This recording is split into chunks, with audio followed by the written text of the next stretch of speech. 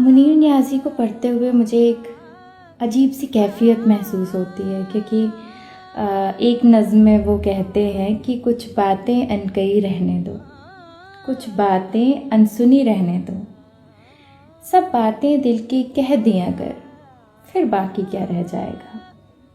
सब बातें उसकी सुन ली अगर, फिर बाकी क्या रह जाएगा।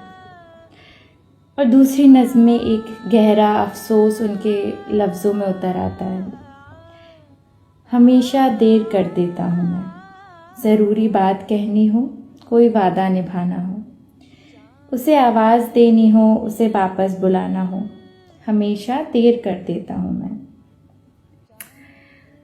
आप जब ये सुनेंगे तो पहली नज़र में यूँ मालूम होता है कि शायद एक ही शायर दो मुख्तलिफ बातें कर रहा है। मतलब एक नज़्म में आप कह रहे हैं कि कुछ बातें अनकही रहने दो, कुछ बातें अनसुनी रहने दो, और दूसरी ही तरफ आप कह रहे हैं कि हमेशा देर कर देता हूँ मैं, ज़रूरी बात कहनी हो, कोई वादा निभाना हो।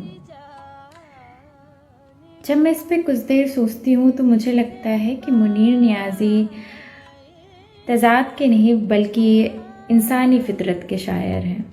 मुझे लगता है कि उन्हें मालूम है कि कुछ जज्बात अगर अल्फाज पहन लें तो उनकी नज़ाकत कम हो जाती है, और कुछ जज्बात अगर सही वक्त पर ना बोले जाएं तो वो हसरत बन के ज़िंदगी भर आपके साथ चलते हैं।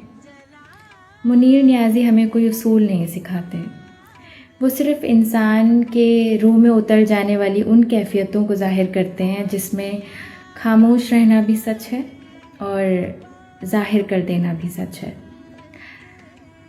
जब मैं पढ़ रही थी तो मुझे लगा मैं आपसे ही सवाल करती हूँ कि आपको क्या लगता है किस चीज़ का वज़न ज़्यादा है, अल्फाज जो कह दिए गए या वो अल्फाज जो हमेशा दिल में रह गए? बताइएगा।